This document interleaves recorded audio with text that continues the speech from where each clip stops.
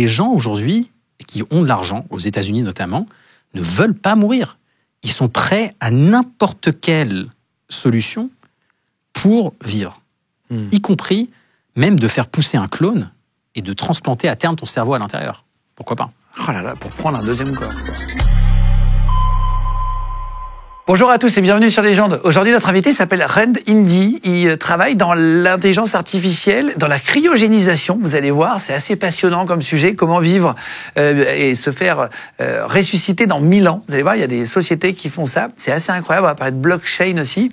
Il est avec Blast. Il est aussi dans le club, Blast Club, qui permet d'entreprendre et de pouvoir investir dans des sociétés.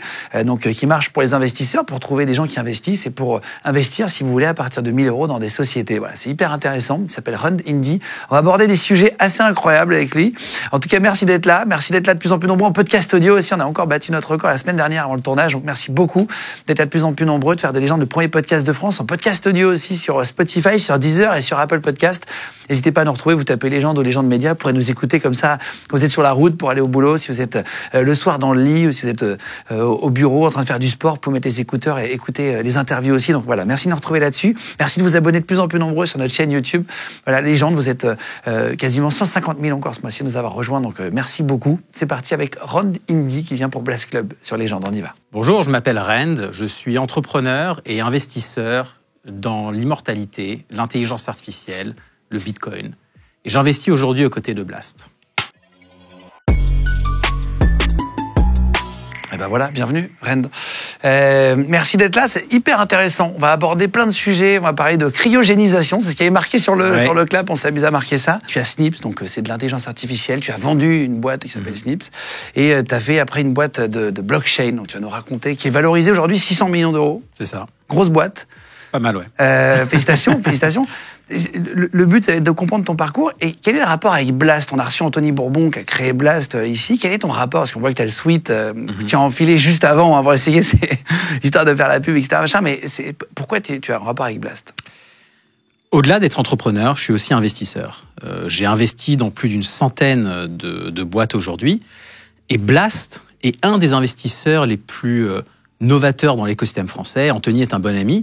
Il m'a demandé tout simplement de leur apporter des opportunités d'investissement autour de sujets très techniques, comme la longévité, comme les thérapies psychédéliques ou encore la blockchain. On va parler de thérapie. Alors, thérapie psychédélique, c'est tout ce qui est microdosing de drogue, c'est des toutes petites quantités. Pas que microdosing. Non, c'est vrai. Ouais. C'est des sujets, on n'a pas trop l'habitude d'entendre parler, tu vois, dans les médias.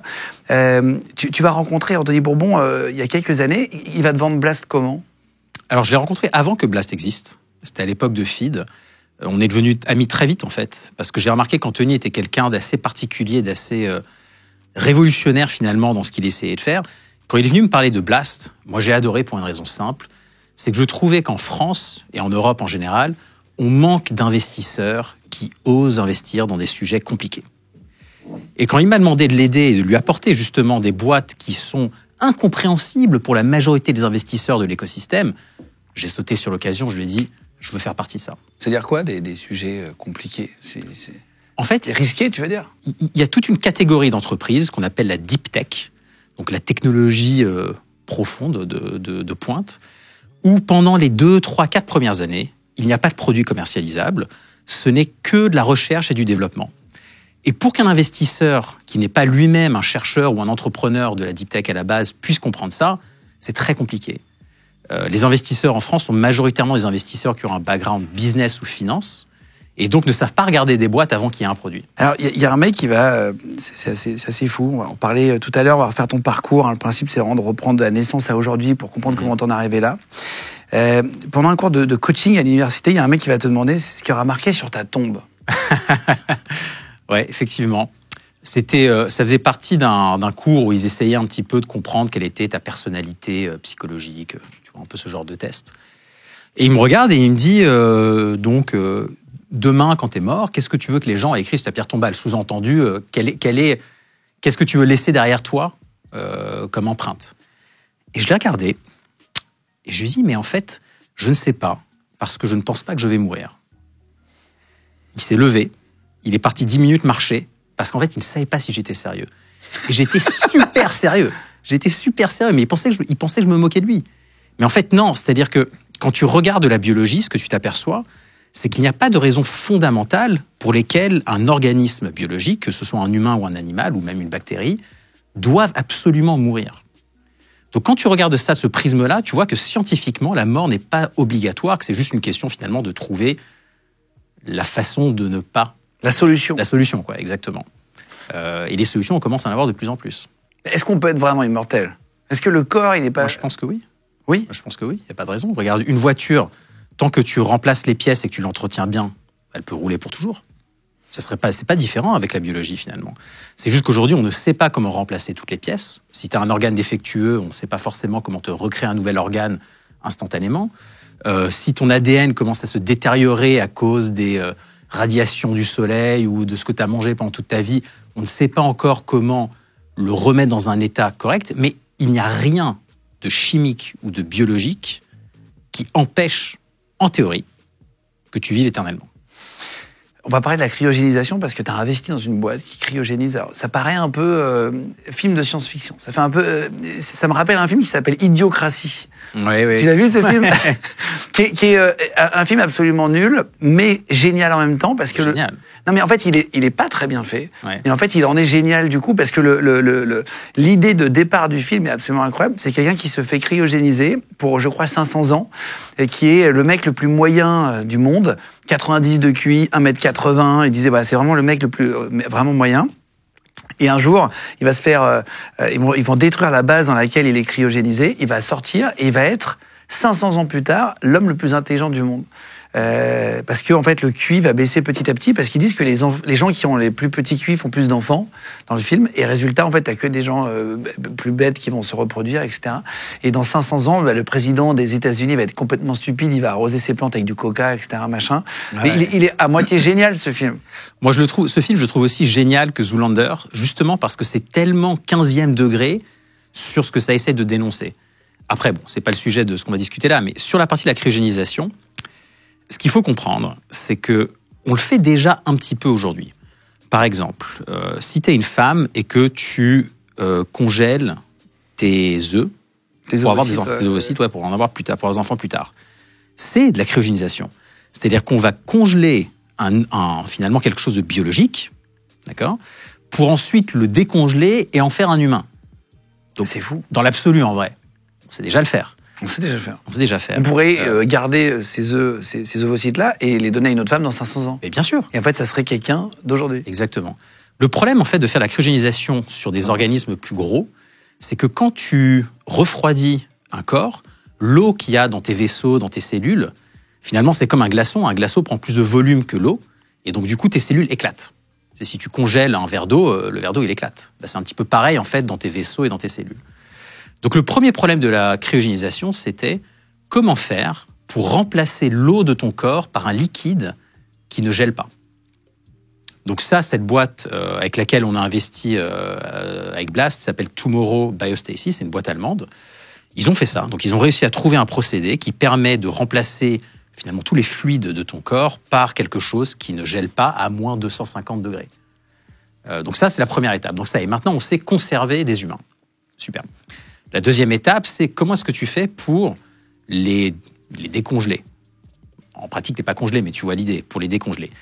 Là, le problème, c'est que c'est un petit peu comme si tu sors un steak du congélateur et que tu essaies de le mettre sur la poêle. L'extérieur sera brûlé avant que l'intérieur ait cuit. Ça sera pareil avec ton corps, en fait. Donc, résoudre le problème de réchauffer le corps entier suffisamment rapidement, sans endommager l'extérieur et de manière uniforme sur tous les tissus, c'est la prochaine étape. Donc, c'est d'arriver, en fait, à faire ça. Et la troisième étape, c'est finalement pas une étape technique, c'est une étape médicale. T'es mort de quelque chose. Est-ce que la médecine, à ce moment-là, est capable de résoudre le problème pour lequel t'es mort? Et ça peut paraître dingue, en fait, de s'imaginer que la médecine peut ressusciter quelqu'un, mais en fait, on le fait tout le temps. Quand ton cœur s'arrête pendant quelques heures et qu'on te ramène à la vie, on t'a ressuscité au bout de quelques heures. Donc on peut ressusciter des gens après qu'ils soient morts. On ne l'a toujours pas fait après 500 ans, mais c'est un problème de médecine, c'est pas un problème de science fondamentale, je dirais. Pour l'instant, on n'est pas. On va y revenir après, si tu veux bien. On va faire ton parcours pour comprendre pourquoi t'en es arrivé là. C'est ça qui est intéressant. Okay. 24 janvier 85 à Paris, papa trader, mère entrepreneuse dans la mode. Voilà. Tu baignes un peu, aussi dans la finance, du coup, tu commences à connaître les termes, t'entends. Tu y viens pas tout seul, tu y nais aussi un peu. Quelque part. Mon père, j'ai grandi, je l'entendais passer des ordres au téléphone, parce qu'à l'époque, il n'y avait pas Internet, donc c'était par téléphone que tu disais achète ou vends. Je le voyais se lever à 4 heures du matin parce que le marché en Asie ouvrait et qu'il fallait qu'il soit prêt. Oui, non, carrément, j'ai grandi avec ça. Ouais. Donc, ça te permet d'avoir aussi des codes sociaux, quelque part, de comprendre les gens importants, etc., comment ils vont parler, de comprendre. Parce que quand tu deviens entrepreneur, il faut avoir des codes aussi. Bien sûr. On en parlait avant, c'est les termes. Il faut absolument faire attention dans les émissions pour que tout le monde puisse comprendre, parce qu'il y a des termes, des anglicismes, etc., machin, tu vas les comprendre. Tu as une enfance plutôt aisée, plutôt middle class. Comment ? Super aisée, clairement. Très, très aisée. Ouais, très aisé, très bien. Franchement, honnêtement, je pense que j'ai eu, de mon point de vue, en tout cas, une enfance absolument incroyable. Comment te donne goût au travail ? C'est un risque de beaucoup de, je suis d'accord. De gens qui ont la chance d'avoir réussi. Et qui sont je pense qu'il y a un côté culturel.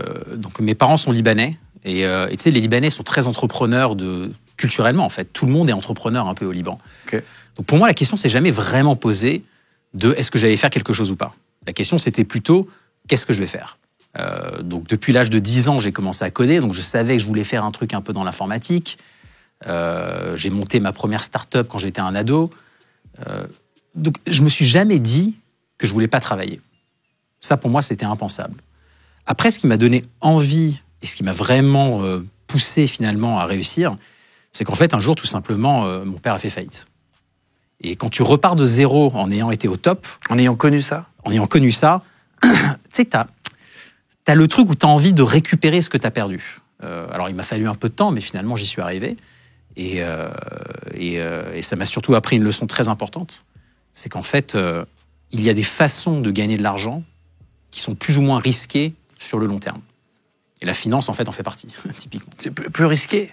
Bah oui, la finance, si tu passes ta vie, en fait, à prendre des risques, au bout d'un moment, tu prends le risque de tout perdre. Jérôme Kerviel. Jérôme Kerviel. En l'occurrence, mon père n'avait pas triché, mais soyons clairs. Non, mais c'est justement, il est de plus en plus gros, puis mettre, etc. Parce que tu as envie, après, de prendre des risques sur des trucs. Mais tu sais, sur ce que tu as dit au début à propos des codes, je pense que l'avantage incroyable qui c'est, pour le coup, que j'ai gardé tout au long de ma vie, c'est d'avoir les codes et de comprendre les codes du business. Quand tu comprends les codes du business, quand tu n'es pas impressionné par les gens qui ont de l'argent, quand tu sais comment eux réfléchissent et comment faire finalement un contrat avec eux, un deal avec eux, c'est un avantage colossal dans le business. En 95, tu as 10 ans, tu vas passer ton temps à démonter des télés. C'est ton premier rapport un peu à la technologie, entre guillemets. Tu vas commencer à démonter. T'es un peu geek. Avant 10 ans, en fait. À 5 ans, mon père m'a demandé ce que je voulais pour mon anniversaire. Je lui ai demandé une table de menuiserie. J'adorais fabriquer et casser des trucs. Et effectivement, en fait, j'étais curieux, donc je voulais comprendre comment marchait une télé, donc je démontais les télés. Et au bout d'un moment, ma mère en a eu marre que je démonte les télés de la maison. Elle m'a dit, bon, allez, ça suffit. On va pas constamment réparer les télés, quoi. Donc elle m'a mis devant un ordinateur. Elle m'a dit, avec un ordinateur, en apprenant à coder, tu vas pouvoir créer tout ce que tu veux. J'ai essayé, j'ai adoré.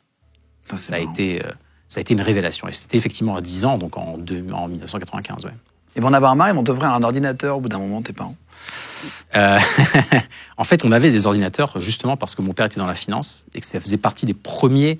Enfin, dans la finance, tout le monde avait des ordinateurs. Alors que personne n'avait des ordinateurs en 95. Non, c'était le tout début. Tu vois. En fait, les gens de la finance sont très précurseurs dans la technologie. Ils avaient des ordinateurs en premier, ils avaient Internet en premier, ils avaient des téléphones portables en premier, parce que leur métier le demandait. Et le fait d'avoir eu un ordinateur à la maison, enfin, tout a un petit peu joué. Tu vois, c'était un peu un concours de circonstances. Je pense que j'aurais quand même adoré l'informatique à un moment ou à un autre, mais ça aurait peut-être été quelques années plus tard. À 14 ans, tu vas montrer ton propre réseau social. Ça, c'est marrant, t'es très en avance surtout. 14 ans, propre. Qu'est-ce que c'est un réseau social de quoi ? Comment il s'appelle ? Il servait à quoi ? Ça a commencé avec un pote qui s'appelle Greg, qui en fait, on prenait des photos en soirée. Et on mettait les photos sur un site internet. C'était dans les années 90, fin des années 90. Comme nous, on savait coder un petit peu, on s'était amusé à faire un petit site où juste on postait les photos. Et les gens venaient voir les photos de plus en plus régulièrement, donc on s'était dit, pourquoi pas en fait aller au-delà des photos ? Pourquoi pas avoir un profil où tu peux avoir ton album photo ? Pourquoi pas laisser les gens se parler à travers leurs différents profils. Donc, tu avais toutes les premières parties d'un réseau social.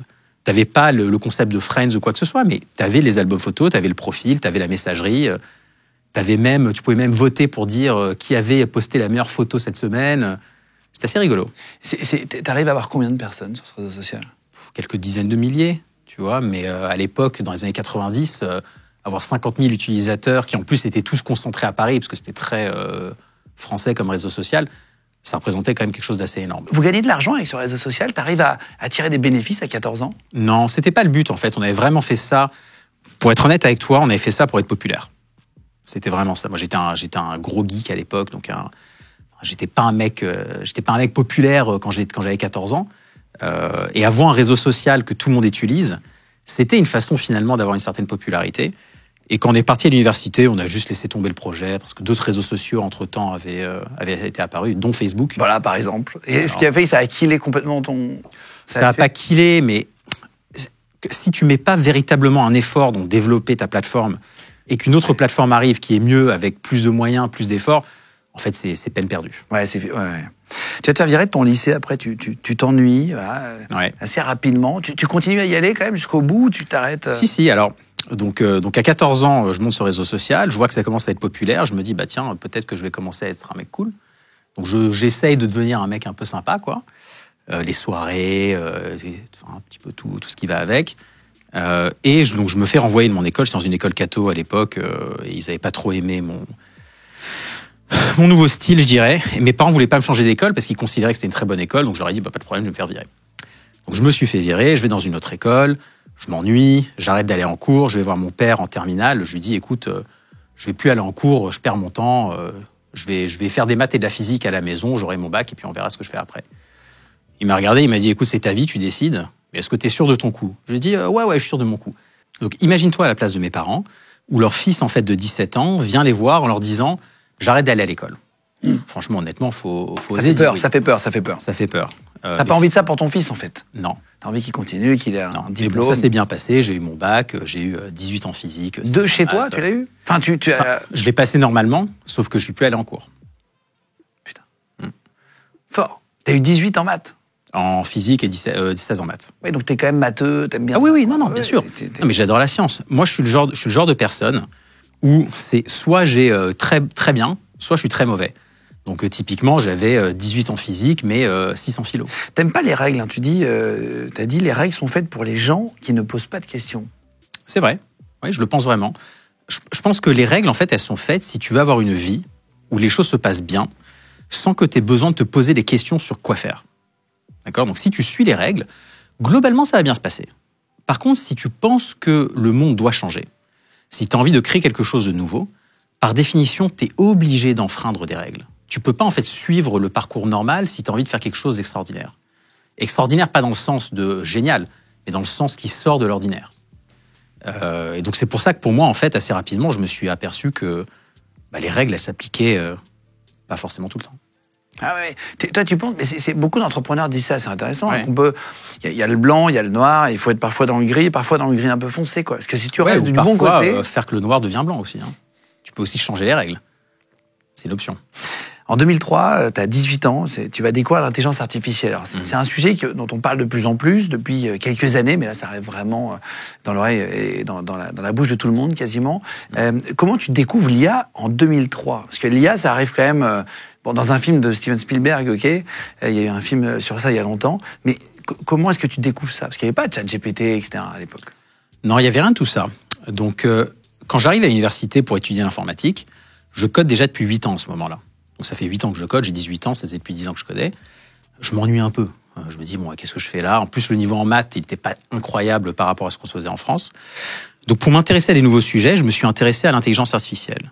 Et là, j'ai découvert que pour la première fois, on pouvait apprendre à des machines à faire des choses plutôt que de devoir les programmer pour faire ces choses. Et pourquoi c'est important? Parce qu'en fait, pour apprendre à quelqu'un à faire quelque chose, il suffit de lui montrer des exemples. Par exemple, si tu veux apprendre à un enfant à reconnaître un chien, tu lui montres 4 exemples de chiens et au bout d'un moment, il comprend ça, c'est un chien. Tu n'as pas besoin de lui décrire d'un point de vue mathématique ce que c'est qu'un chien. Et en fait, l'informatique, jusqu'à l'intelligence artificielle, il fallait qu'un humain observe le comportement que la machine vous devait faire, le programme avec du code informatique. C'est-à-dire qu'il fallait que tu sois un expert dans le sujet pour être capable de le traduire dans un langage informatique pour que l'ordinateur le fasse à ta place. L'intelligence artificielle, ça a complètement changé ça. Tu avais tout simplement besoin de collecter tout un tas d'exemples, de le donner à la machine, et la machine par elle-même, à partir de ces exemples, apprend à reproduire le comportement. Comme un enfant. Et ça, c'est incroyable en fait, parce que quand tu t'aperçois que tu peux faire ça, tu t'aperçois que les humains n'ont plus besoin d'être des experts pour programmer des machines. On peut faire à des machines des choses que les humains ne comprennent pas. Ça, c'est fort. Mais en 2003, ça a vachement évolué depuis ah oui, donc en 2003, plus de 20 ans, là, c'est ça. Ça marchait pour ça, c'est les prémices. Mais totalement les prémices. En 2003, ça marchait pour deux choses. Ça marchait pour la finance, donc prédire et faire passer les ordres sur le marché financier. Ça marchait pour les recommandations de musique, de films, de choses comme ça. Et ça marchait pour la biologie. C'est-à-dire que tu pouvais, par exemple, analyser l'ADN de quelqu'un avec l'intelligence artificielle. Mais ça ne marchait pas du tout pour le langage, ça ne marchait pas du tout pour les images, ça ne marchait pas pour les vidéos ou toutes les choses qu'on fait aujourd'hui. Tu veux partir en 2003 en Angleterre pour étudier, avant qu'on comprenne tout le parcours d'entrepreneur. Pourquoi tu veux continuer les études si tu n'aimes pas ça ? Si, j'adore étudier. C'est juste T'aimes pas l'école ? J'aime pas l'école. Et d'ailleurs, à l'université, j'y suis pas beaucoup allé non plus.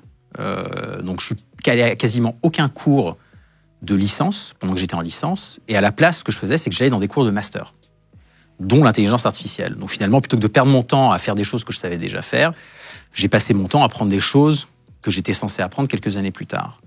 D'ailleurs, à tel point qu'au bout d'un moment, j'ai un de mes profs qui m'a dit, mais t'es jamais venu dans mon cours ? Je lui ai dit, ah si, mais j'y n'étais jamais allé. Je n'avais jamais mis un pied dans sa classe. Il ne savait pas qui j'étais. Bon. Tu vas te faire refuser de l'école, d'ailleurs, en Angleterre. Ils veulent pas de toi ? Alors, parce qu'il fallait un dossier bien ou très bien, c'est ça ? Alors, donc en fait, effectivement, donc mon école en Angleterre, pour rentrer dedans, il fallait que j'ai mention bien au bac. Donc, moi, j'ai pas mention bien au bac, ayant eu 6 en philo et 18 ans en physique. Au bout d'un moment, ça te fait la moyenne, quoi. Mais j'aime pas trop quand on me dit ça. Donc, je prends le train, je vais à Londres, je viens devant le bureau des admissions et je dis bonjour, je suis là pour mon entretien. Le mec me regarde, me dit mais t'as pas d'entretien, de quoi tu parles ? Et là, je commence à faire un peu des yeux de coquère. Ah, mais si, mais je suis venu de Paris juste pour ça. S'il vous plaît, me faites pas rentrer chez moi sans raison. Le mec en face de moi, il a pris un peu de peine. Il s'est dit, bon, ok, je vais lui donner 10 minutes, ça va lui faire plaisir et on trouvera chez lui. Sauf qu'il s'attendait pas à ce que je sache déjà coder. J'arrive, il me regarde, il me dit, est-ce que tu sais coder ? Je lui dis, oui, un petit peu. Il me dit, bon, bah, très bien, va au tableau, fais un exercice. Je fais l'exercice. Et là, il me regarde, il me fait, ah ouais, tu sais vraiment coder ? Je lui dis, ouais. Il me fait, mais alors, pourquoi on t'a pas pris ? J'ai dit, mais parce que j'ai eu 6 en philo. Il regarde mes notes, il fait, bon, 16 en maths, 18 en physique, le mec, il code depuis longtemps, il a lancé un réseau social. Il dit, effectivement, on peut peut-être faire une exception. Donc, à l'issue de cet entretien, ils font une exception, ils m'acceptent dans le programme. Ce qui, en fait, est incroyable, il faut comprendre, c'est qu'à la base, la règle a dit, si tu n'as pas mention bien, tu ne rentres pas. Et ça, c'est un très bon exemple de ce que je disais tout à l'heure, que les règles, en fait, ne s'appliquent pas toujours. En fait, le fait d'être allé sur place, d'avoir montré que j'avais les compétences nécessaires, finalement, a permis de contourner la règle et de faire ce que je voulais. Tu vas passer un doctorat en bioinformatique. Ça va se passer correctement. Tu vas l'avoir, tu vas le réussir ? Oui. D'ailleurs, là, il y avait encore une règle que j'ai enfreint. C'est que pour passer en doctorat, il fallait d'abord que je fasse un master. Sauf que moi, à la fin de mes études, de ma licence, j'avais 21 ans, j'avais déjà fait tous les cours de master parce que je m'ennuyais justement pendant ma licence. Et du coup, ils m'acceptent en doctorat. Donc, je me suis retrouvé à 21 ans à faire un doctorat et à donner des cours aux gens avec qui j'étais en licence l'année d'avant. Putain, c'est incroyable. C'est-à-dire que tu deviens le prof l'année d'après. Ouais, je deviens le prof. C'est fou. Ouais. Tu sais que tu supportes pas les patrons, etc. Tu sais pas trop ce que tu veux faire après, à la fin des études, mais tu t'intéresses quand même à l'IA de plus en plus. Comment tu vas basculer ? Comment tu vas bosser ? Comment tu vas commencer à travailler, en fait ? Alors, pendant mon doctorat, j'utilisais l'intelligence artificielle appliquée à la biologie. Donc, le sujet de ma thèse, c'est comment est-ce qu'on peut prédire finalement la structure de ce qu'on appelle une protéine en biologie. C'est-à-dire comment est-ce qu'on peut prédire finalement la tête que va avoir l'ADN une fois qu'il aura été traduit dans ce qu'on appelle une protéine. Et donc pour ça, j'utilisais l'intelligence artificielle. Alors bien évidemment, à l'époque, ça ne marchait pas. Mais ce qui est intéressant, c'est que le prix Nobel de chimie cette année, il l'a eu parce qu'il a réussi justement, avec l'intelligence artificielle, à résoudre ce problème. Donc c'était la bonne approche, mais 20 ans trop tôt. Hein. Ouais. C'était impossible que j'y arrive. Et celui qui a fait ça, il l'a fait avec des centaines de millions de dollars de moyens, il est chez Google, enfin bon, tu vois un peu le truc. Donc pour moi, l'intelligence artificielle, depuis le premier jour où j'ai commencé à en faire, c'était une évidence que c'était quelque chose d'extrêmement important dans lequel je voulais faire ma carrière, en tout cas une partie de ma carrière. Donc en finissant mon doctorat vers 2010-2011, je décide de monter une première boîte d'intelligence artificielle appliquée à la nutrition.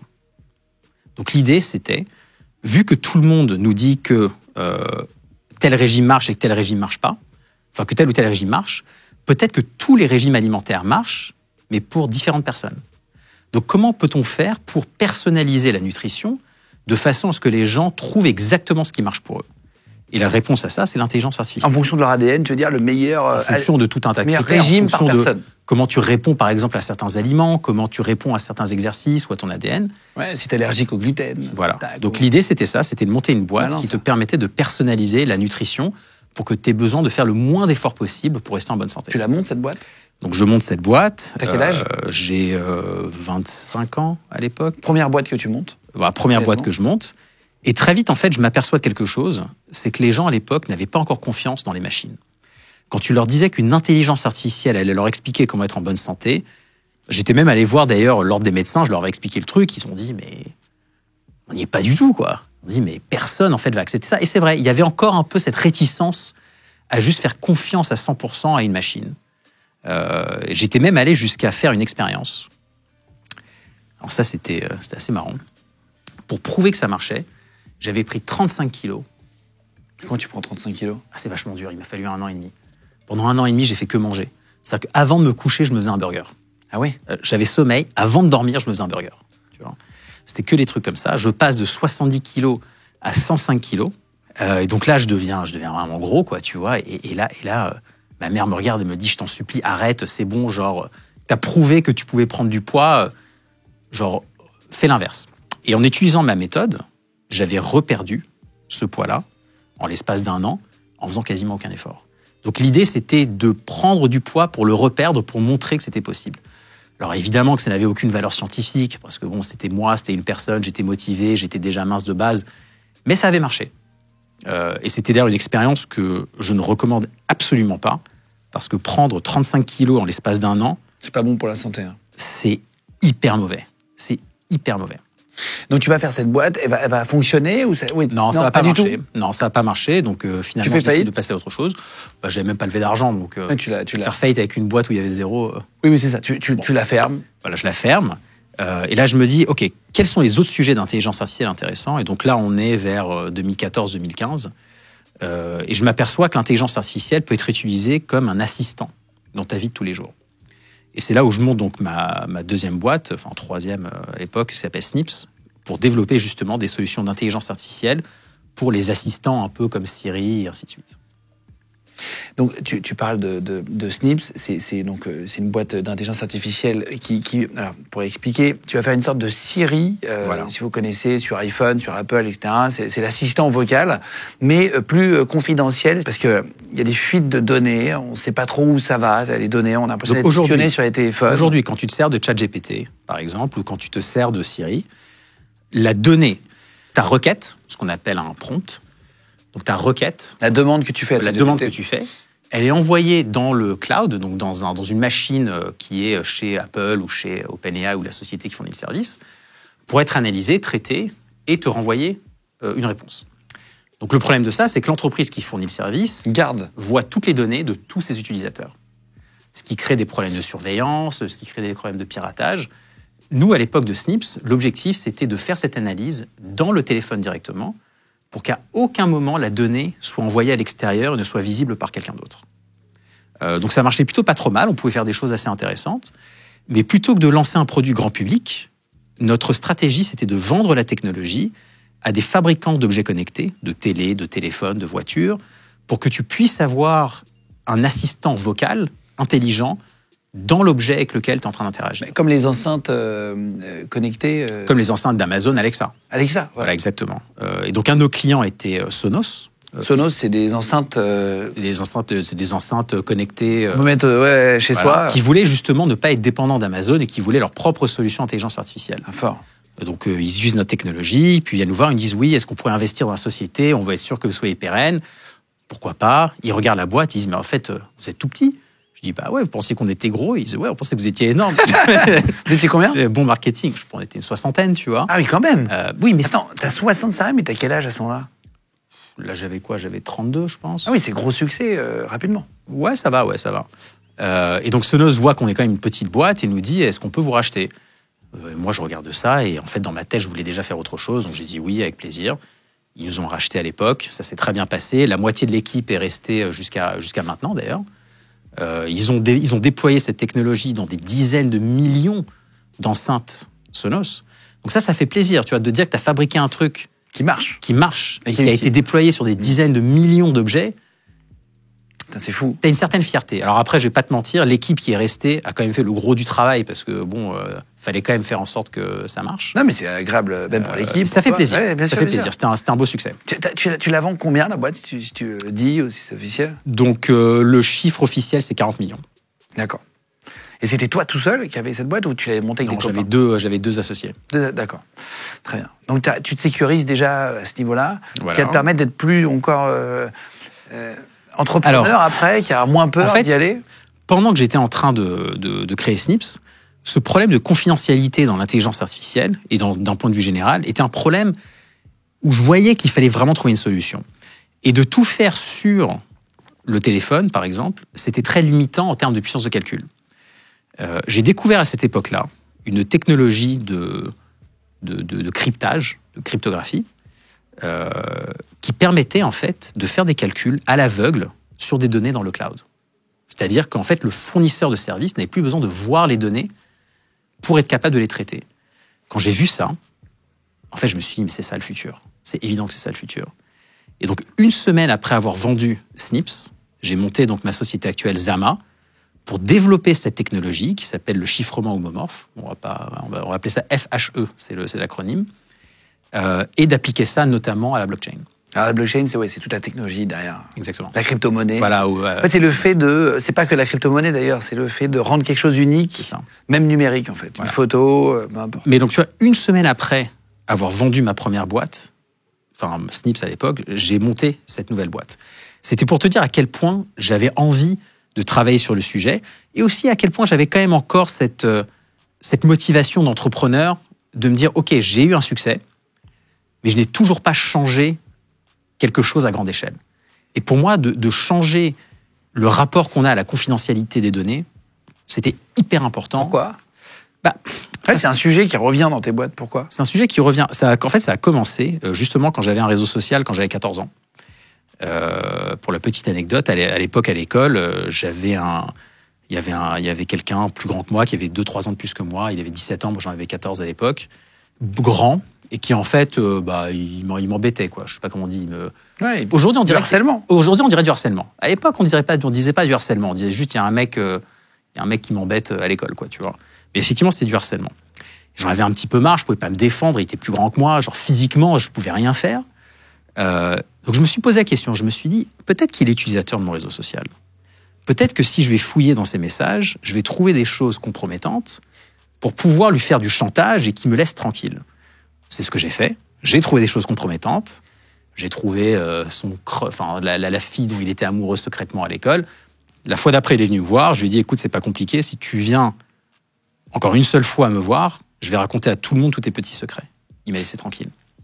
Et donc là, si tu es dans ma tête, je me suis quand même posé la question. Je me suis dit, est-ce que c'est moralement acceptable de harceler un harceleur pour se défendre, tu vois? Donc ça, c'est une vraie question. Ouais.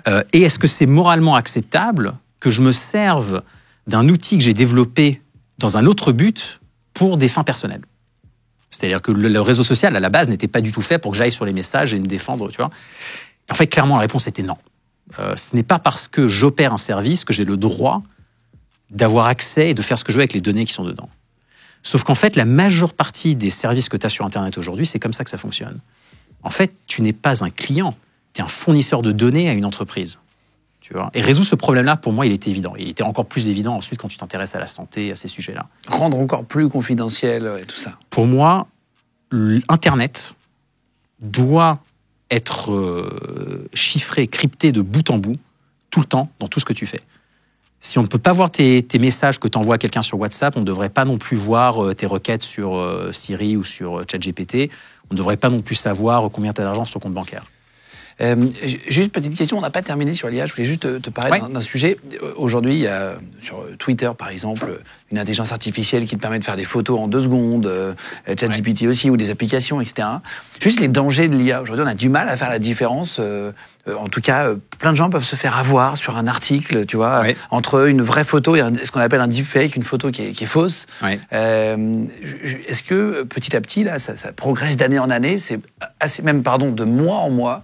Ça, pour moi, c'est le gros risque de l'intelligence artificielle. Tu sais, les gens, ils pensent à l'intelligence artificielle comme un robot qui un jour va décider que les humains ne servent à rien et va vouloir nous supprimer. Je pense qu'en fait, la société aura disparu bien avant ça, si on n'arrive pas à résoudre ce problème justement de ce qu'on appelle les deepfakes, c'est-à-dire le fait que tu puisses, avec de l'intelligence artificielle, générer du contenu qui est vraisemblable, mais qui est faux. Si demain, par exemple, tu peux prendre une vidéo de moi et que tu peux me faire dire n'importe quoi et que les gens y croient, c'est un problème. Et si tu ne peux plus avoir confiance dans le contenu et dans ce que tu entends, dans ce que tu vois, si tu ne peux plus avoir confiance dans le fait que c'est ton fils qui t'appelle au téléphone parce que tu reconnais sa voix, mais qu'en fait c'est quelqu'un qui se fait passer pour ton fils, en fait les gens vont devenir totalement parano. Et si tu n'as plus confiance dans la société, dans le fonctionnement de la société, en fait il y a tout qui s'écroule, quoi. Tout le monde va sortir les armes et ça va être n'importe quoi. Parce qu'aujourd'hui, ça existe, tu peux mettre un casque, j'ai déjà eu la chance de pouvoir le faire chez des mecs un peu chauds en informatique, et tu as la voix de n'importe qui. Bien sûr. Et tu peux appeler quelqu'un en disant bonjour, c'est Nicolas Sarkozy. Bien sûr, mais t'as plein de pirates informatiques aujourd'hui qui se font passer, par exemple, pour le patron de quelqu'un sur Zoom, sur une application de vidéoconférence, pour demander de faire un virement. Donc imagine, toi, t'as ton patron qui t'appelle, qui te dit écoute, il faut que tu me fasses un virement tout de suite, c'est urgent, je suis bloqué. Tu vas paniquer, tu vas faire le virement. Tu vois, alors moi, mes équipes, je les ai entraînés à comprendre qu'il fallait pas faire ça. Mais dans beaucoup de cas, les gens ne sont pas entraînés, ne sont pas préparés à ça. Ça existe, ça? Il y a vraiment des pirates qui font ça? Hyper courant. C'est hyper courant. Moi, franchement, honnêtement, je pense que c'est plusieurs fois par mois que quelqu'un essaie de se faire passer pour moi auprès de mes équipes. Ah ouais? Alors, pas forcément en vidéoconférence, mais par email, par exemple. Tu vois, par messagerie. Ou quelqu'un qui va créer un faux compte Twitter ou un faux compte Instagram. C'est hyper courant. Putain, la vache. Et comment on peut savoir si on voit une photo? Est-ce qu'il y a un moyen simple? Alors, je sais que les doigts sont mal faits. Tu regardes souvent les doigts, c'est assez impressionnant. Et parfois, il y en a 4, là, où il y a des petits trucs, etc. Comment est-ce qu'il y a un autre moyen quand ça va? Non, et ça va être de plus en plus dur. Je pense que concrètement, on ne peut pas partir du principe que tu pourras détecter visuellement qu'une intelligence artificielle a produit du contenu. La seule façon aujourd'hui qu'on aura d'avoir confiance dans la véracité de ce contenu, c'est que le contenu soit signé par la personne qui est censée l'avoir produite. Tu vois, un peu finalement comme quand tu signes un contrat. Donc la signature, exactement. Donc tu peux avoir l'équivalent aujourd'hui, qui est une signature cryptographique, où en fait c'est une signature digitale sur le contenu, où n'importe qui peut vérifier que la signature correspond bien à la personne qui dit avoir posté ça. Donc t'es un politicien, tu vas mettre en fait ta signature publique pour que n'importe qui puisse vérifier que les vidéos ont bien été signées par toi comme étant du vrai contenu. Alors, ça peut être du faux contenu que tu as généré par IA, mais au moins, tu peux lui attribuer une source. Et je pense que d'attribuer une source, c'est vraiment le truc clé. Est-ce qu'il ne faudrait pas qu'il y ait, quand tu crées un compte sur un réseau social, peu importe lequel, qu'aujourd'hui, en France, on soit obligé de mettre sa carte d'identité pour créer ce compte, pour savoir qui est derrière les comptes? Tu sais, pour éviter la désinformation, pour éviter juste savoir qui c'est, pas tout le monde, mais que la police puisse savoir si le mec met un faux truc, hop, il puisse se faire arrêter en cas de plainte. Ah oui, le seul problème quand tu fais ça, c'est qu'un pirate informatique qui arrive à pirater le service récupère les cartes d'identité de tout le monde. Et donc, du coup, peut faire semblant d'être n'importe qui. Parce que si tu as la carte d'identité de quelqu'un, avec de l'IA, tu peux te faire passer pour quelqu'un. Tu vois? Oui, en fait, on se fait manger par la technologie, là. C'est en train de nous dépasser. Sauf si tu utilises justement le genre de technologie que ma société développe, parce que ça te permettrait... Il retombe sur ses pattes et hyper... Non, mais justement, ça, c'est un très bon exemple, parce que ça te permettrait de prouver ton identité sans dévoiler ton identité. Donc, imaginons que tu as juste envie de prouver que tu as 18 ans, que tu as plus de 18 ans et que tu n'es pas américain. D'accord? Avec notre technologie, tu pourrais envoyer ton identité chiffrée au service. Donc le service ne sait pas qui tu es, parce que tout ce qu'il reçoit, c'est un truc chiffré, crypté. Mais la manière dont ça a été crypté leur permet quand même de vérifier ton âge et de vérifier ta nationalité. Tu vois ? Mais rien d'autre. Donc, ils ne peuvent que savoir que tu satisfais les conditions d'accès au service sans rien savoir de plus sur toi. Tu dis un truc intéressant sur le business. À un moment donné, tu dis il faut être reconnu mais pas célèbre. En gros, tu dis dans le business, ça sert à rien de vouloir. En fait, il faut se concentrer sur le produit et pas vouloir faire du marketing à tout va. C'est vrai. Quand ma dernière boîte, Snip, justement, j'avais fait énormément de presse, énormément de conférences, parce que je pensais que d'être connu, d'être célèbre en tant qu'entrepreneur allait m'apporter du business pour ma boîte. En fait, pas du tout. Tu sais, tes clients, ils veulent une chose, c'est que le produit marche. Ça paraît dingue, hein. Mais en fait, quand tu vends quelque chose à quelqu'un, la personne qui te l'achète veut juste que ça marche. Donc la qualité de ton produit a beaucoup plus d'importance que le fait que ta boîte soit extrêmement connue. Ensuite, évidemment que ça peut aider pour avoir un petit peu de visibilité, mais la célébrité, en fait, n'apporte pas du business. En revanche, une fois que tu es face à un client et que le produit fonctionne, pour convaincre le client de travailler avec toi, il faut que tu aies une réputation de quelqu'un de bon dans ce que tu fais. Donc ça, c'est la reconnaissance. Tu vois, tu es reconnu pour quelque chose que tu as fait, tu es célèbre pour qui tu es. Et en fait, dans le business, tu as envie d'être reconnu pour ce que tu as fait. Tu vois. Et c'est vraiment ça mon but aujourd'hui. Mon but aujourd'hui, c'est de montrer par l'exemple que ce que je fais marche. C'est pas de dire que ça marche, c'est de le montrer. Tu vas rencontrer Anthony Bourbon qui a créé Blast, c'est en 2019, qui a fondé à l'époque Feed et Blast Club. Blast Club, est-ce que tu peux réexpliquer le principe de Blast Club et ce que tu fais avec eux exactement pour bien comprendre? Donc Blast, c'est un club d'investissement qui permet à n'importe qui d'investir à partir de quelques, je pense c'est 1 000 euros, il me semble, dans des entreprises où habituellement tu n'aurais jamais accès. Pourquoi ? Parce que la majorité des startups, quand elles lèvent de l'argent, elles vont lever des centaines de milliers ou des millions d'euros. Le montant minimum d'investissement, normalement, c'est entre 25 et 100 000 euros. Donc si toi, tu as envie d'investir dans une société parce que tu y crois, mais que tu n'as pas 25 ou 100 000 euros à mettre, tu ne pouvais pas. Grâce à Blast, en fait, tu peux, et ça démocratise finalement l'investissement dans des startups. Ce que je trouve absolument incroyable, parce que c'est important de permettre à tout le monde d'avoir des opportunités comme nous, on en a, après avoir vendu une boîte et quand on a de l'argent à investir. Tu vois. L'autre truc que je trouve incroyable dans Blast, c'est leur capacité à investir dans des entreprises que les autres investisseurs ne comprennent pas. Et ils font ça notamment grâce à des key opinion leaders, dont moi pour certains sujets, ou Eric, ou d'autres gens. Éric Larchevêque. Éric Larchevêque, qui viennent apporter une expertise dans des sujets que l'équipe de Blast ne maîtrise pas forcément. Donc, c'est pas nous qui investissons, c'est la communauté qui investit, mais nous, on aide en fait à expliquer pourquoi ce que fait cette société est important. Et t'investis aussi parfois, d'ailleurs. Mais moi, j'investis tout le temps. 100% des boîtes que je présente à Blast, ce sont des boîtes où j'ai investi et où je réinvestis en général. En fait, t'es une sorte d'apporteur d'affaires où tu crois au projet, tu t'es même mis dedans, et du coup, tu proposes à d'autres personnes de venir avec toi. Oui, mais tu sais, ça, je pourrais le faire en introduisant des fonds d'investissement. La raison pour laquelle j'apporte ces deals à Blast, c'est parce que je pense que le modèle de Blast, fondamentalement, est le modèle d'investissement vers lequel on devrait aller sur l'investissement, je dirais, un peu tech, start-up.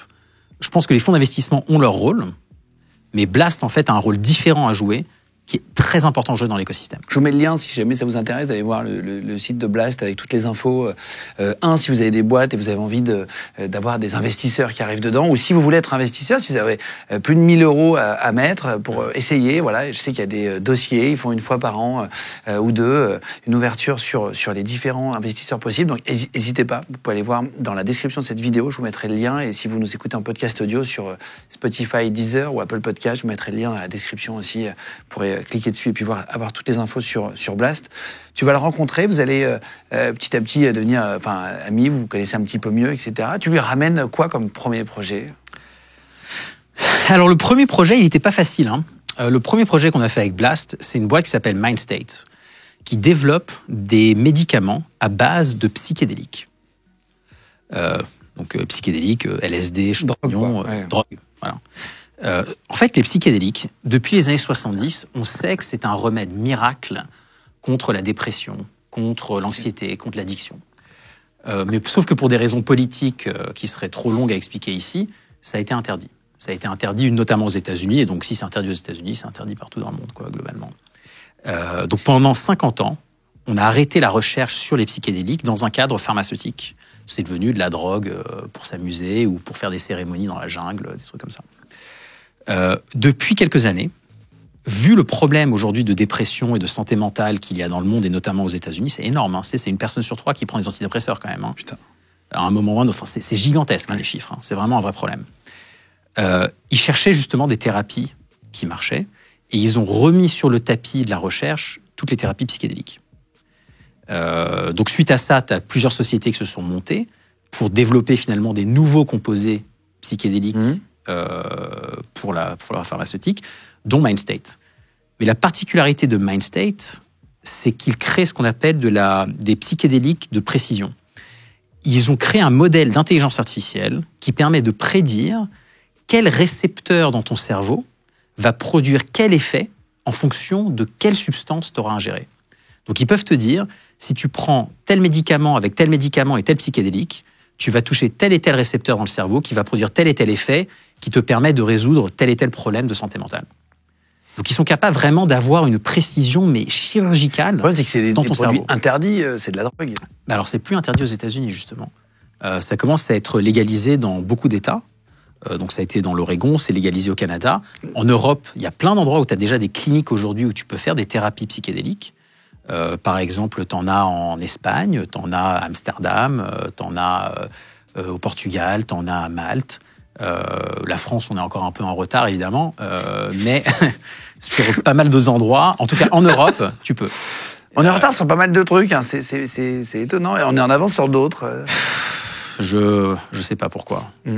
Écoute, bon, c'est un autre sujet. C'est un autre sujet. Mais en tout cas, sur les psychédéliques, c'est vraiment absolument incroyable. Et donc, MindState, pour moi, c'est une des boîtes les plus prometteuses là-dedans. Et je me suis dit que ça pourrait être intéressant d'apporter ça comme sujet à Blast, justement parce qu'un investisseur traditionnel aujourd'hui en France serait incapable d'investir là-dedans. Incapable. C'est trop de la science-fiction. Donc on a fait le deal avec Blast, ça s'est super bien passé. Ils ont eu plus de demandes de gens qui voulaient investir que de montants qui pouvaient être investis. Et franchement, j'en suis très fier. Et ça marche, ça a fonctionné, cette boîte? L'investissement était là il y a pas longtemps, mais la boîte elle marche très bien. Là, elle passe en essai clinique aux États-Unis justement. Mais c'est incroyable, franchement, honnêtement, ce qu'ils font. Oui, c'est des projets, c'est ce qu'a expliqué Anthony Bourbon. C'est pas des projets qui se font sur 6 mois, c'est des projets que tu investis sur. Surtout les boîtes que moi j'apporte. Ma spécialité, c'est vraiment ce qu'on appelle la deep tech, c'est-à-dire les entreprises où tu as une phase de R&D de 2 à 5 ans. De recherche et développement. Ouais. De recherche et développement de 2 à 5 ans avant que tu puisses commercialiser un produit. Et donc MindState, c'est un très bon exemple. Donc ils développent des composés pharmaceutiques, ils doivent faire des essais cliniques. Donc il y a encore quelques années d'essais cliniques avant que ça puisse être commercialisé. D'accord. Et très bien, félicitations. Et là, il fallait combien, par exemple, sur une boîte comme ça, investir en totalité Alors, aujourd'hui, MindState a levé, je ne veux pas me tromper, mais je pense qu'au total, ils ont dû lever à peu près 20 millions. À ce stade, ils sont en phase 1 clinique.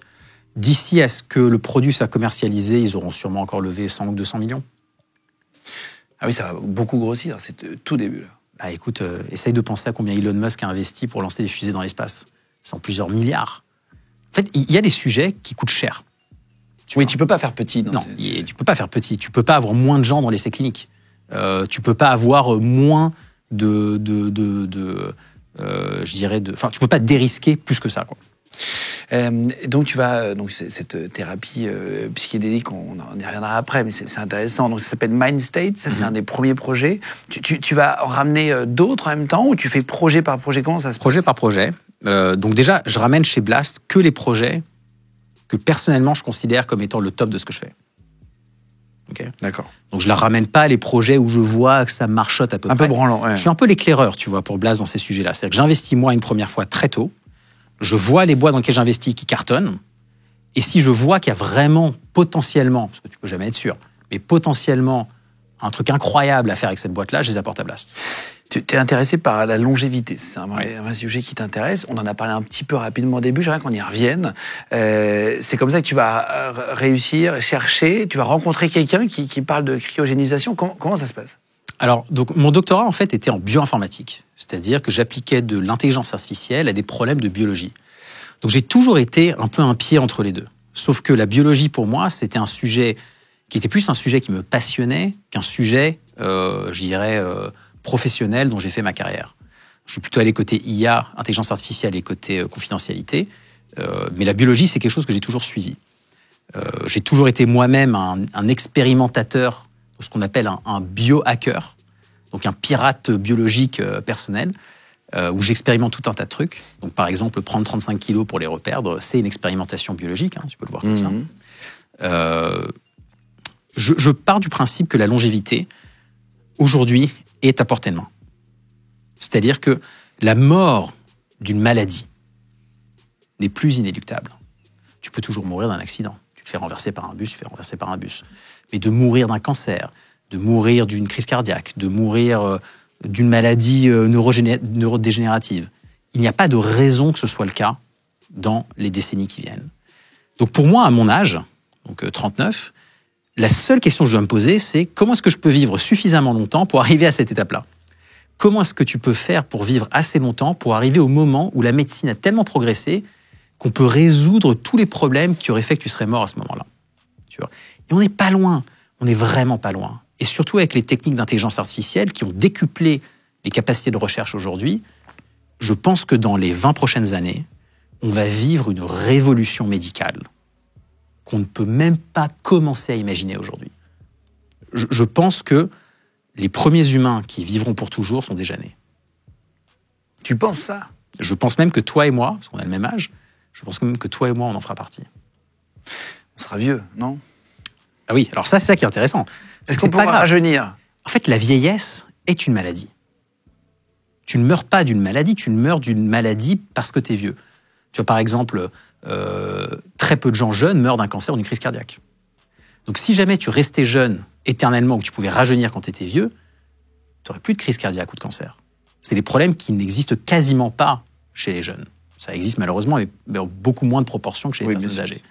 Donc quand tu commences à comprendre en fait que la mort est due au vieillissement et pas due aux maladies que tu as quand tu es vieux, en fait tu t'aperçois que le seul problème à résoudre, c'est le problème du vieillissement. Donc comment tu fais pour ne pas vieillir et comment tu fais pour rajeunir si tu es vieux ? Cellules souches, c'est à base de tout, c'est un mélange de tout ? Donc tu as plusieurs approches aujourd'hui dans la longévité. Tu as 4 grands piliers. Le premier pilier, c'est ne pas vieillir. Donc bon, ça, sans surprise, il faut que tu manges bien, que tu dormes bien, et ainsi de suite. Mais il y a aussi des gens qui développent aujourd'hui des thérapies qui essayent de ralentir la progression du vieillissement biologique. Donc ça, c'est la première chose. Ça s'applique surtout à toi et moi. La deuxième étape, c'est le rajeunissement, ce qu'on appelle la réjuvénation. Là, l'idée, c'est que tu as déjà vieilli. Ou peut-être que tu as un organe qui a vieilli. Ou peut-être que tu as peut-être juste envie d'avoir 20 ans et pas 40, quoi. Tu vois ? Là, l'idée, c'est qu'on va essayer, en fait, de revenir en arrière sur l'âge biologique de tes cellules. Et la manière dont ça fonctionne, c'est assez intéressant. Tu as ton ADN. Ton ADN, il code pour ce qu'on appelle des gènes. Les gènes vont faire que tu as les cheveux marrons, que tu as de la barbe, que tu fais plus ou moins quelle taille, et tout un tas de trucs dans ton corps. Quand tu vieillis, ces gènes, ils sont modulés. Donc, tu as un peu comme des capuchons, un peu comme un robinet, qui s'ouvre et qui se ferme, qui font que ton ADN va plus ou moins s'exprimer dans ton corps. D'accord ? C'est ce qu'on appelle l'épigénétique, donc ce qu'il y a par-dessus, en fait, la génétique. Ce qu'on s'est aperçu, c'est que la manière dont ces robinets sont ouverts et fermés quand tu es vieux est très différente de quand tu es jeune. Et que si tu peux changer ces différents robinets, d'une certaine façon, tu peux faire en sorte que les cellules de ton corps reviennent à leur état de jeunesse. Donc on s'en sert déjà comment ? On s'en sert par exemple pour prendre une cellule existante et en faire une cellule souche. Une cellule souche, en fait, c'est une cellule bébé, c'est une cellule qui a 0 ans. Donc ça, on sait le faire. Tout l'intérêt du rajeunissement biologique, c'est plutôt que de passer une cellule à une cellule souche, tu passes une cellule à un espèce d'état intermédiaire qui n'est pas l'état de base de la cellule souche, mais qui est quelque chose juste de plus jeune. Donc on sait le faire, en fait, en réalité, aujourd'hui. Alors on ne sait pas encore le faire sur des humains, on ne sait pas encore faire tout ça, mais la technologie existe. La technologie de rajeunissement biologique, elle est là. Comment s'appelle le petit capuchon, justement, parce que tu parles d'épigénétique, tu sais, il y a un nom sur le bout de l'ADN, et plus c'est long, plus on a une espérance de vie. Alors ça, c'est différent. Ça, c'est ce qu'on appelle les télomères. Les télomères. Alors là, les capuchons, c'est ce qu'on appelle, en fait, la méthylation. Bref, bon, c'est pas important. Les télomères, c'est le bout de l'ADN, c'est ça, hein ? Donc en fait, sur tes... C'est passionnant, ça. Sur tes chromosomes, au bout de tes chromosomes, tu as ce qu'on appelle des télomères. Les télomères, c'est des morceaux d'ADN dont on n'est pas encore exactement sûr quelle est leur fonction, mais qui rétrécissent au fur et à mesure du temps. De ta vie. De ta vie. Donc, une des hypothèses est que si jamais tu fais en sorte que les télomères restent dans leur taille idéale, que du coup, tu ne vieillis pas. Je pense que les mécanismes par rapport à ça, c'est un petit peu différent. C'est surtout des mécanismes qui font que ton ADN se répare mieux. Parce qu'au bout d'un moment, apparemment, si les télomères se rétrécissent, il y a des erreurs de duplication de cellules et résultat, il y a des cancers. Un cancer, c'est une cellule qui s'est mal reproduite, qui fait x2, x4. En fait, c'est assez paradoxal, mais en fait, une cellule cancéreuse, c'est une cellule immortelle. C'est une cellule qui dysfonctionne, mais qui refuse de mourir par elle-même. C'est assez. Quand tu penses comme ça, c'est un peu bizarre. Hein. Tu dis en fait, le cancer, c'est une immortalité cellulaire, en fait, d'une certaine façon. Donc voilà. Donc ça, c'est le deuxième sujet, c'est la réjuvénation, enfin le rajeunissement. Le troisième sujet, c'est ce qu'on appelle en fait la sénescence. Quand des cellules vieillissent, elles peuvent en fait se scarifier, c'est-à-dire qu'elles peuvent finalement, on peut devenir des cellules mortes. Un peu comme quand tu as une cicatrice, la peau sur ta cicatrice, tu vois bien que c'est pas de la peau normale, c'est une espèce de peau un peu rigide. Tu vois que c'est une peau un peu morte, quoi. Tu vois ta cicatrice. Mais il se passe pareil dans ton corps, dans tes organes, dans tout un tas d'endroits. Et plus tu accumules des cellules sénescentes, plus en fait tu commences à avoir des dysfonctions au niveau de ta biologie. Donc une des autres stratégies, c'est de dire ok, c'est très bien que tes cellules soient jeunes, c'est très bien que tu ne vieillisses pas, mais ça serait bien aussi de se débarrasser de ce qui a déjà vieilli et de ce qui est un peu un poids mort dans ton corps. Donc tu as tout un tas de gens qui travaillent sur ce qu'on appelle des sénolytiques, c'est-à-dire des médicaments dont l'objectif est de nettoyer ces cellules mortes qu'il y a dans ton corps. Et donc finalement le quatrième pilier, c'est pas de bol, t'es mort. La médecine n'a pas réussi à te sauver à temps. C'est la cryogénisation. On va prendre ton corps, on va le refroidir pour que la biologie s'arrête. C'est ça que ça fait en fait. Quand tu refroidis le corps, toutes les molécules dans tes cellules, dans ton corps, s'arrêtent de bouger. Ça, c'est la cryogénisation. La cryogénisation. On en parlait rapidement, on en parle dans des films de science-fiction, etc. Ça existe aujourd'hui. Il y a une société qui le fait. Hein. C'est pour ça qu'on aborde le sujet. Il y a une société, donc en Allemagne, une nouvelle start-up qui s'appelle Tomorrow Biostasis. Tu payes 50 € par mois. Tomorrow, ça veut dire quoi exactement? Demain. Tomorrow, ça veut dire demain. Oui, demain, Biostasie. Biostasie, c'est le nom technique pour cryogénisation. D'accord. Cryogénisation, c'est un peu le... Parce qu'en fait, tu cryogénises pas les gens, c'est la biostasie. C'est-à-dire que la biostasie veut dire que tu mets en pause tu bloques la biologie. Tu littéralement, c'est pas. En fait, c'est ça. C'est un bouton pause sur la biologie. Donc ça, c'est le quatrième pilier. Pourquoi? Parce que ça te permet de gagner du temps. C'est-à-dire plutôt que de laisser ton corps se décomposer après ta mort, tu le gardes dans l'état exact où il était quand tu es mort, en espérant que la médecine, dans le futur, puisse résoudre le problème pour lequel tu es mort, et donc du coup que tu puisses... Mais alors, il faut aller vite, parce qu'en 72 heures, je crois, ton corps, déjà, a vraiment... Ah oui, non, mais ils ont tout un process. C'est-à-dire que eux, au moment où tu sais que tu vas mourir, alors bon, si tu es mort dans la montagne, tout seul, pas de bol, mais si tu meurs dans un hôpital d'une maladie où tu savais que tu avais un risque de mourir, où tu te fais opérer, que tu as un risque de mourir, en fait, l'hôpital te garde en vie le temps que eux viennent te chercher. Et donc, eux, après, ils ont des ambulances spéciales, ils prennent des jets. Enfin, tu vois, c'est toute une logistique, en fait, aujourd'hui, pour venir te... Mais donc ça existe, ça marche? Ça marche. Ils ont déjà cryogénisé une dizaine de patients, qui, en l'occurrence, étaient des patients qui savaient qu'ils allaient mourir et qui ont juste, en gros, payé le coût total. Parce que ce qu'il faut comprendre, c'est qu'en fait, les 50 €... Ah oui, alors, explique ce système, parce qu'on l'a pas du tout... Donc, de cryogéniser un corps, ça coûte environ 200 000 €. 200 000 €. Ouais, donc si tu voulais payer toi aujourd'hui, c'est 200 000 €. Ce qui est beaucoup et pas beaucoup en même temps. Enfin, c'est pas comment tu le regardes, tu vois. Mais ça reste quand même l'argent que la majorité des gens n'auront pas. Tu vois. Eux, ce qu'ils ont fait, c'est qu'ils te font souscrire à un produit d'assurance qui paye les frais de cryogénisation en cas de décès. C'est une assurance vie, quoi, en fait, d'une certaine façon, tout simplement. Donc si tu souscris à ça, tu payes pas beaucoup, surtout quand tu es jeune. Hein. Si tu souscris à ça à notre âge, tu es en bonne santé, tu vas payer quelques dizaines d'euros par mois. Et finalement, sur ta vie, ça remboursera les frais de cryogénisation. Mais aujourd'hui, on ne sait pas te réparer. Donc là, le but, c'est quoi? C'est de se dire, on te met dans un congélateur. Attention, on sait déjà faire des trucs. On sait, par exemple, cryogéniser un organe et le réutiliser après. Oui, on n'a jamais réveillé un être humain aujourd'hui. On a réveillé des insectes. Oui. Donc, on a réveillé des êtres vivants. Oui, non, mais on n'a pas encore fait sur l'humain. On a réveillé des êtres vivants. Déjà, c'est une première étape. Ok, alors, tu diras, un insecte, un humain, c'est pas pareil. Je comprends, ça reste un être vivant. De passer d'un insecte à un mammifère, Et un humain, Il y a des poissons qui restent congelés, et que tu décongèles et qui repartent. Il y a plein de vidéos dans des pays, ils prennent des poissons complètement congelés, ils les remettent. Voilà, ça c'est possible, ça existe. C'est possible. Mais sur certaines sortes d'animaux, Ben non. Et dans combien de temps ça peut arriver sur les êtres humains? Alors, c'est quoi l'estimation, tu vois?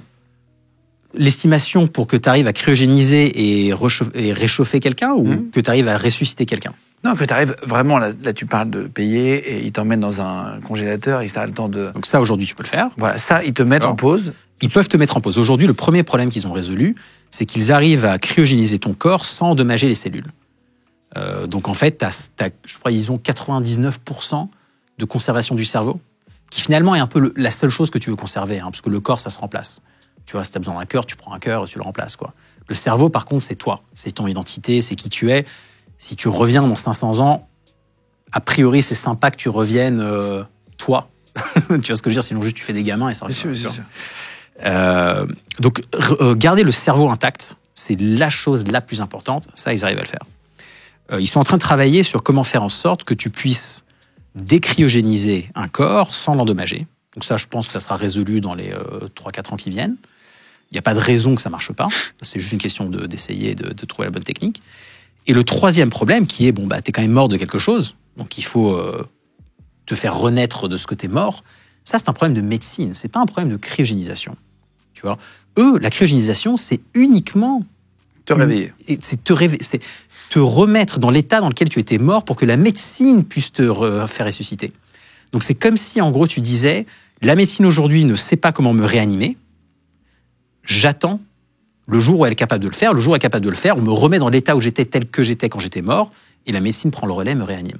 Donc ça, c'est un problème de médecine, ce n'est pas un problème de cryogénisation. La cryogénisation, c'est juste un bouton pause pour que la médecine ait le temps de progresser et de résoudre le problème de lequel tu es mort. Si c'est un cancer, c'est de traiter le cancer.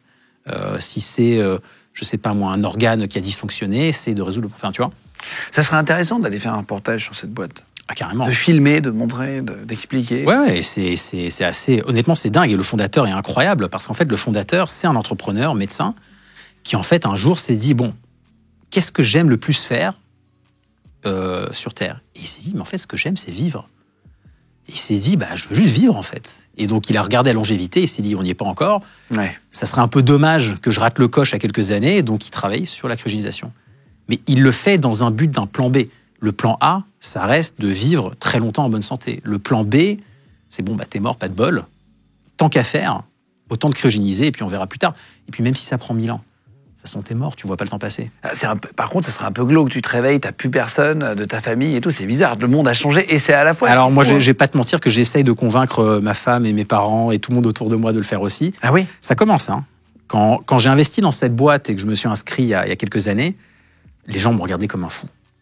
Ah, mais ça va jamais marcher, t'es complètement idiot, il y a trop de choses qui peuvent se passer, il peut y avoir une guerre nucléaire, le bunker peut exploser. Je fais oui, mais dans le doute de ne pas le faire, t'es garanti qu'il y a 0 chance. Ouais, t'as déjà perdu. Donc je préfère, exactement, je préfère prendre une toute petite chance. Et puis moi j'ai la chance que 50 € par mois, je m'en fiche, quoi. Tu vois, donc ça change rien pour moi de payer l'abonnement. Et aujourd'hui, de plus en plus de gens le font. Parce qu'en fait, les gens s'aperçoivent que ça devient viable. T'as des enfants, toi, ou pas, non? Ouais, j'ai des enfants. Parce que ça, c'est une peur aussi. Tu te dis, tiens, attends, si t'arrives plus tard et qu'il n'y a même plus tes enfants, ça peut être une... C'est même le cerveau humain a du mal à leur choix. Ce sera leur choix. Je trouve ça incroyable, en fait, si tu veux, philosophiquement, de se dire que mourir sera un choix. Si tu veux mourir, parce que peut-être que tu crois en la réincarnation, ou peut-être que juste t'en as marre d'être là, tu pourras choisir de mourir. Personne t'oblige à être immortel. Personne t'oblige à être réveillé dans 500 ans. Mais au moins, tu auras le choix. Et moi, aujourd'hui, en tout cas, j'ai clairement envie de vivre. Ça ressemble à quoi tu dis cryogénisation, enfin, voilà, bloquer le truc. C'est quoi? C'est comme des congélateurs, hein, ou c'est dans du liquide? À quoi ça ressemble? Donc, il y a 2 phases. Il y a la première phase où on remplace ton sang et l'eau de ton corps par un liquide qui ne gèle pas quand tu descends à très basse température. C'est quoi très basse température? Ils mettent les corps à 240 degrés, il me semble. Ah oui, d'accord. Ouais, un truc comme ça. Oui, c'est gelé. Ah ouais, c'est vraiment froid, ouais. C'est de l'azote liquide, quoi. Enfin, c'est pas de l'azote liquide en l'occurrence. Non, ça brûlerait, ouais. Et ils te mettent dans des containers, dans des réceptacles, dans une genre de boîte, finalement, hermétique. Et en fait, ça coûte quasiment rien de maintenir cet état-là pendant longtemps. On parle de 200 € par an pour garder le corps cryogénisé en bon état. Ce qui coûte cher, en fait, c'est l'étape de cryogénisation. C'est pas de maintenir les corps cryogénisés. Et le problème, c'est que si à un moment donné, on arrive à être immortel, ou en tout cas à vivre même 200 ans, il y a un problème de démographie sur Terre. Là, on a plutôt le problème inverse en ce moment. C'est qu'on a une décroissance démographique dans énormément de pays. Tu regardes même en France, on a moins de 2 enfants par femme. En Corée, ils sont à moins de 1 enfant par femme. C'est-à-dire qu'en Corée, ils perdent la moitié de leur population chaque génération s'ils continuent comme ça. Et sur d'autres pays, ils vont se multiplier, etc. Machin, mais sur l'ensemble des humains, on est de plus en plus. Jusqu'à un certain point. En fait, ce que tu t'aperçois au bout d'un moment, c'est que les gens, ils font moins d'enfants. Arriver à un certain niveau de vie, arriver à un certain... ils font moins d'enfants. Ça a été le cas dans tous les pays où on a des exemples. Donc non, en fait, aujourd'hui, il y a un vrai sujet qui est que la population humaine peut disparaître parce que les gens ne font plus d'enfants.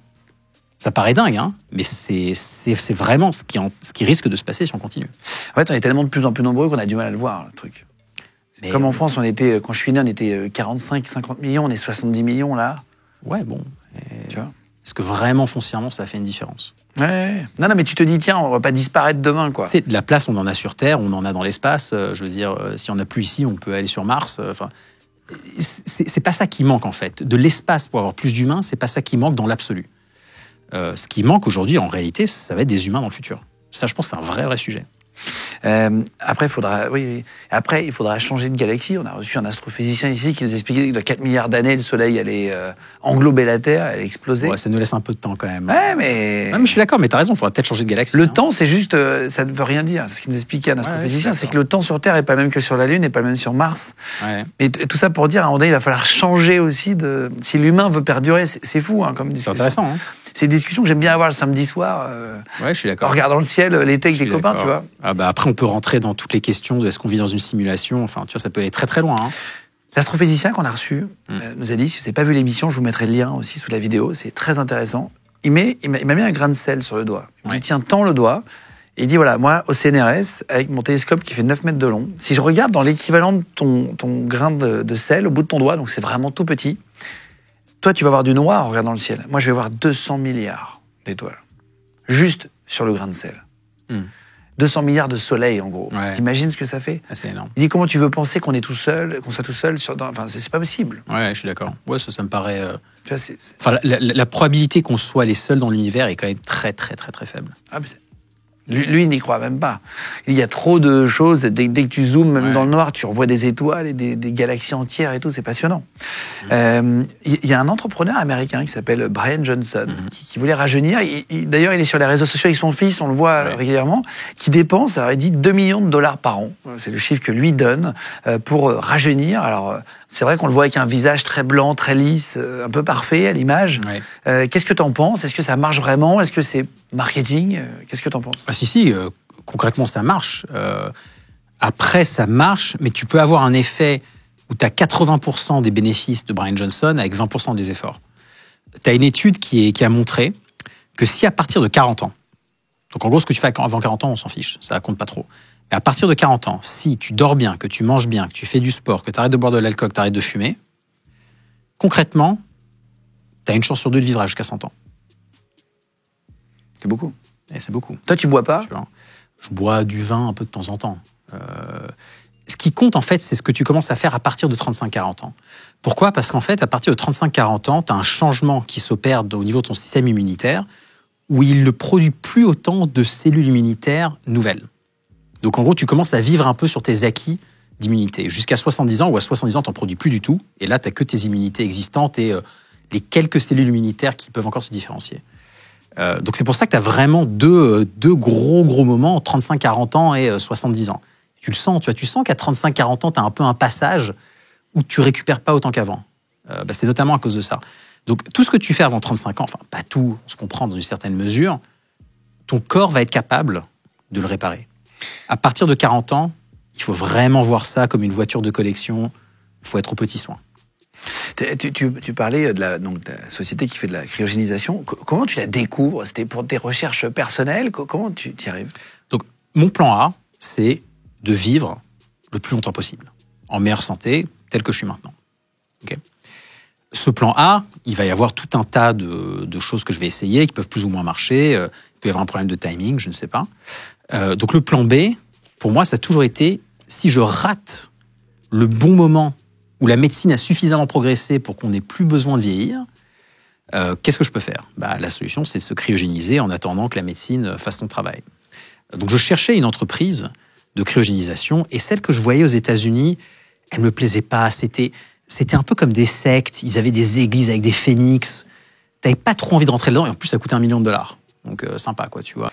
Je suis tombé sur cette boîte, sur cette start-up allemande, où c'était exactement l'inverse. C'est clinique, c'est froid. T'as l'impression que tu souscris un produit d'assurance. Quand tu parles au fondateur, il est hyper terre à terre. Et en fait, j'ai aimé ça. J'ai aimé ce côté très rationnel, très terre à terre, où il n'y avait rien de mystique, mais tout de scientifique en fait dans l'approche. Donc j'ai parlé au fondateur, j'ai dit alors vous en êtes où ? Il dit je viens de monter la boîte. Je dis super, je veux investir. Donc tu vois, moi je fais partie de ceux qui investissent dans les produits qu'ils utilisent. Donc j'ai investi, je suis devenu un des premiers clients. Je crois que j'étais peut-être dans les 10 premiers clients qu'ils ont signés. Et je les ai notamment introduits à Blast. C'est quoi ton plan B, ton plan C après ? Ça va être quoi ? Donc mon plan B, c'est cryogénisation avec une copie de moi dans une IA pour que mon IA puisse continuer à travailler, à gérer mon argent pour que quand même j'ai quelque chose en arrivant, parce que 1000 ans d'inflation, il ne te reste plus grand-chose à la fin, quoi. Mais aussi pour permettre, par exemple, à des proches de pouvoir interagir avec mon intelligence artificielle le temps nécessaire. Je sais que ça paraît hyper dystopique, et je suis vraiment très, très, très, très loin d'être quelqu'un... un uluberné. Ouais, exactement sur ça. La raison pour laquelle je te dis ça, c'est que les technologies pour le faire existent ou commencent à être existées. Donc, si les technologies existent, c'est une évidence que quelqu'un va le faire. De créer des IA pour parler avec quelqu'un de proche qui est mort, c'est évident que dans les 3 ans, ça existe. C'est évident. Je veux dire, il y a zéro doute que quelqu'un va le faire. La cryogénisation, on est en train d'y arriver. La seule chose aujourd'hui sur laquelle on n'a pas encore de certitude, c'est les progrès de la médecine. Mais notamment grâce à l'intelligence artificielle, on est en train de voir une accélération exponentielle. Le Covid plus l'intelligence artificielle, ça a fait que tu as eu une révélation internationale. Tout le monde s'est réveillé en comprenant qu'en fait, on n'était pas du tout là où on pensait être au niveau de la médecine. On n'était pas du tout dans le futur. Et l'intelligence artificielle nous donne des moyens de décupler les capacités des chercheurs. La motivation post-Covid, l'intelligence artificielle, tu as un cocktail qui est parfait pour faire exploser la médecine 100 ans dans le futur. C'est quoi ton avis sur le clonage des êtres humains ? On a reçu une personne qui bossait dans une société en Corée du Sud, ici, qui gérait la com, notamment, et qui a quitté la boîte, qui nous racontait qu'il y avait déjà eu des tests, et là ils sont sur les mammouths en ce moment, etc. Ils pouvaient vraiment prendre des cellules. C'est quoi ton avis là-dessus, et est-ce que tu en entends parler ? Donc, le problème du clonage chez les mammifères, chez les gros mammifères, c'est qu'on ne savait pas pourquoi, mais leur longévité était très courte. C'est-à-dire quand tu clonais, par exemple, un chien, ou quand tu clonais, je ne sais pas pour les chiens exactement, mais quand tu clonais une brebis, en fait, les brebis, elles meurent très rapidement. Alors que pourtant, elles n'ont pas de maladie, rien, mais il se passe un truc biologique qui fait que ça ne marche pas. Depuis 2018, on a compris comment, justement, modifier les gènes pour faire en sorte que les clones de grands mammifères soient viables. C'est notamment pour ça que tu vois ces startups qui essayent de faire revenir les mammouths. C'est parce que depuis 2018, on sait cloner concrètement n'importe quel être vivant, y compris les humains. J'ai rencontré une boîte, 2 boîtes d'ailleurs, très intéressante, mais je t'avoue que pour moi, ça a été un peu la limite éthique de ce dans quoi je pouvais investir, dont le but était de faire des clones d'humains pour te permettre d'avoir accès à des organes ou à des morceaux de corps quand on avait besoin. Donc comment ça marche ? Tu prends toi, aujourd'hui, d'accord ? Tu crées un clone de toi. Tu fais vivre ce clone, et si un jour tu as besoin d'un cœur, tu prends le cœur sur ton clone, et donc tu es sûr qu'il n'y a pas de problème. Tu vois, ça paraît dingue. Sauf qu'évidemment, tu ne veux pas cloner un humain avec un cerveau. Donc, ce qu'ils font, c'est qu'ils désactivent les gènes qui font pousser, en fait, le cortex. Donc, ils créent des clones d'humains sans cerveau. C'est du délire. Je sais que c'est du délire. Un Playmobil, quoi, de toi. Un Playmobil de toi, c'est dingue. Alors, il y a le cerveau reptilien qui fait quand même que le corps respire, que le cœur y bat. Ah, c'est flippant. Mais il n'y a pas de conscience. Parce qu'il n'y a pas, en fait, finalement, tout ce qui va autour. C'est hyper flippant. Ça fait peur, non ? C'est guito. Non, mais je te dis, et il m'a montré, en fait, des IRM d'humains qui, naturellement, naissent, en fait, sans cerveau. Parce qu'en fait, on a des humains qui naissent comme ça, sans cerveau. C'est comme ça qu'on sait qu'on peut le faire. Quand tu vois un IRM d'un humain sans cerveau, c'est juste, il y a le crâne, et à l'intérieur, c'est tout noir. Et donc le mec, il m'explique ça, il me fait, ouais, bah du coup, on sait cloner des humains, on sait faire en sorte que le cerveau ne pousse pas, on sait que les humains sans cerveau sont viables et qu'ils peuvent grandir, les femmes peuvent avoir leurs règles, elles ont juste pas de conscience, quoi, tu vois. Ah, waouh.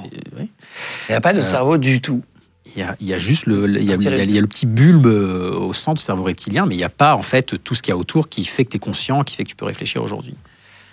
Et donc il t'explique, bah, vu qu'on a ça, on peut faire des clones, et puis bon bah voilà, et puis tous les 10 ans on te fait pousser un clone, comme ça t'as toujours un clone jeune quand t'as besoin de quelque chose. Je dis ok, je comprends totalement l'intérêt de faire ça d'un point de vue de récupérer des organes. Je fais mais aujourd'hui on n'est pas capable d'avoir de la gestation artificielle, on ne sait pas en fait passer d'un embryon à un humain. Il faut une femme qui porte un enfant pendant. Il faut une femme porteuse. Et donc là tu vois, tu commences un peu à rentrer dans le dur du sujet, où le mec t'explique que de toute façon, de payer des mères porteuses pour faire porter et naître des clones sans tête de gens riches aux États-Unis, c'est globalement accepté que ça sera faisable, quoi. Oh là là. Alors là, je te jure, pendant 2 jours, j'ai pas dormi. J'étais avec ma femme, je l'ai regardé, je fais des cauchemars. En fait, c'était tellement, tout était cauchemardesque. Tu vois, l'IRM du cerveau sans tête, faire pousser des clones, des batteries de clones que tu vas entreposer, que tu vas faire vivre pendant 40 ans s'il faut, que tu vas faire naître par des mères porteuses dans des pays pauvres qui ont besoin de l'argent. J'ai dit, je peux pas. Là, ça va trop loin. C'est ma limite. Tu vois, ma limite, elle est haute, quand même. Hein. Mais ça existe. Et c'est des boîtes qui ont levé de l'argent. Ah oui. Mais bien sûr. Mais parce que les gens aujourd'hui, qui ont de l'argent, aux États-Unis notamment, ne veulent pas mourir. Ils sont prêts à n'importe quelle solution pour vivre. Y compris même de faire pousser un clone et de transplanter à terme ton cerveau à l'intérieur. Pourquoi pas? Oh là là, pour prendre un deuxième corps, quoi. Putain, c'est hard, hein. Rien que d'en parler, je me remémore les images. Je te jure, ça me met mal, quoi. En fait, ça annonce pas. C'est étonnant parce que le futur, quand même, devrait être radieux avec la technologie, avec la médecine qui évolue super bien, etc. Et en même temps, ça fait un peu peur, quoi, tu vois. C'est un futur qui fait un peu peur. C'est un futur qui fait peur, et la réalité, c'est qu'en fait, la majorité des gens ne le sauront pas. C'est des choses qui vont être faites un peu cachées. Ça va pas être. Tu crois un peu? Bien sûr. C'est évident que c'est déjà fait. Il y a trop de gens sur Terre, c'est trop facile. C'est trop. Il y a trop de gens qui seraient capables de faire ça, et trop de gens avec de l'argent qui veulent ça, pour que ce soit pas déjà en train d'être fait.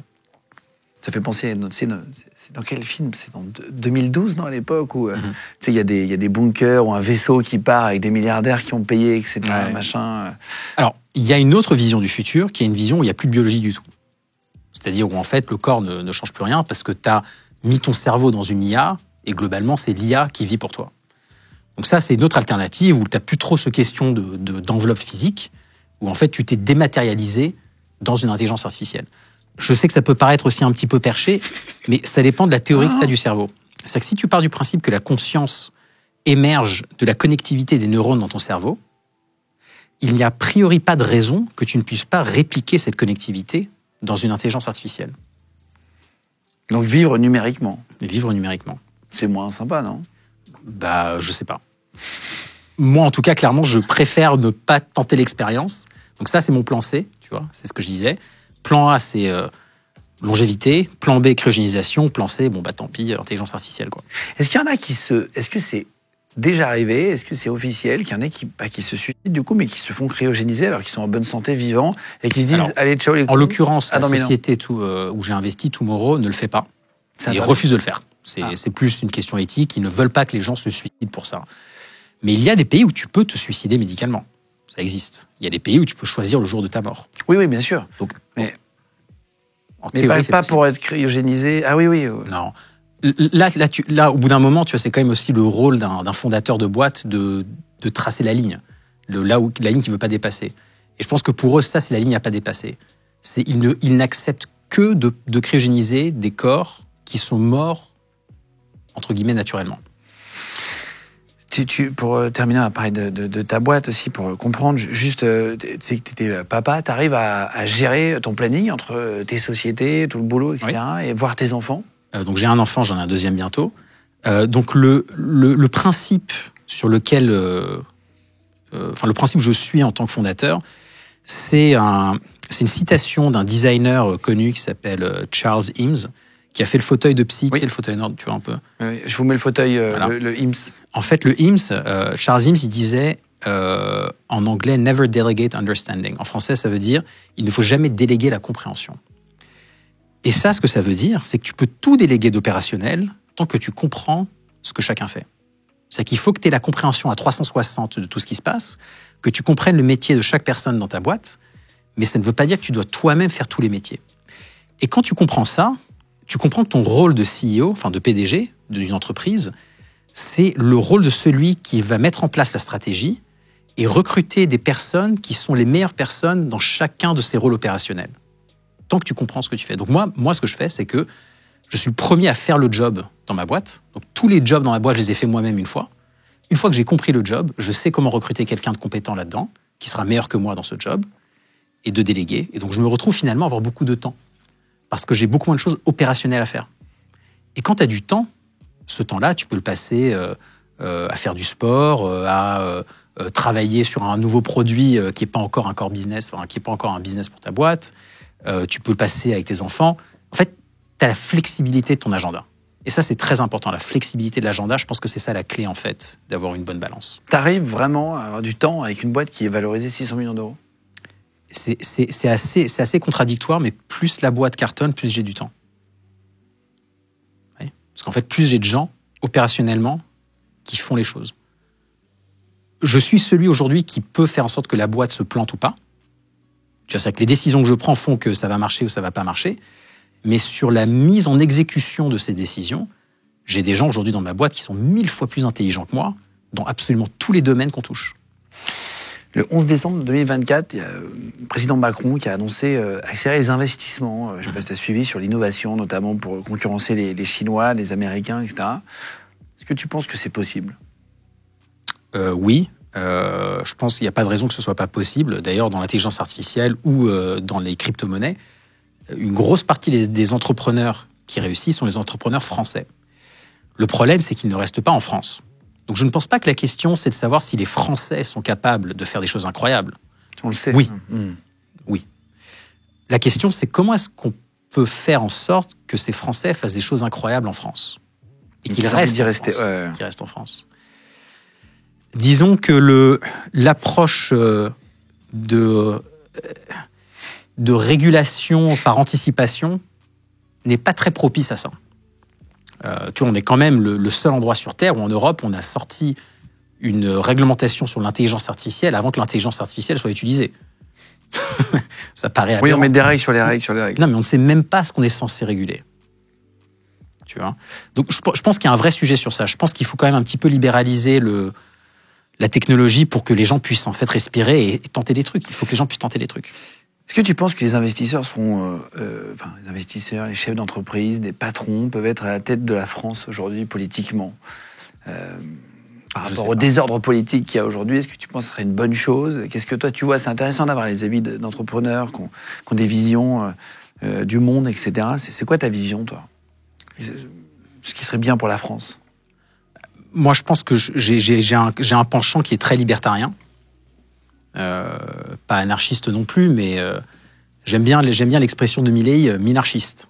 C'est-à-dire que le but n'est pas de ne pas avoir un gouvernement, c'est que le gouvernement fasse le strict minimum pour que la société s'épanouisse. Je pense que clairement aujourd'hui, on est en Europe dans un contexte qui ne marche plus. Objectivement, ça ne marche plus. Je ne sais pas quelle est la réponse. Je ne suis pas en politique et j'ai pas envie d'être en politique. Et honnêtement, non, mais tu as des idées, tu vois, parfois qu'on entend, on demande aux gens, parfois il y a une idée qui peut germer, qui peut être vue par un politique qui regarde l'émission, etc. Moi, je pense qu'aujourd'hui, le problème principal, honnêtement, c'est qu'on est étouffé, tout simplement. Je pense qu'en fait, il y a trop de gens brillants qui se sentent étouffés, qui ne peuvent pas faire ce qu'ils ont envie de faire pour aider, pour faire progresser la science, la technologie, le business. Et je pense qu'il faut leur lâcher du lest un petit peu.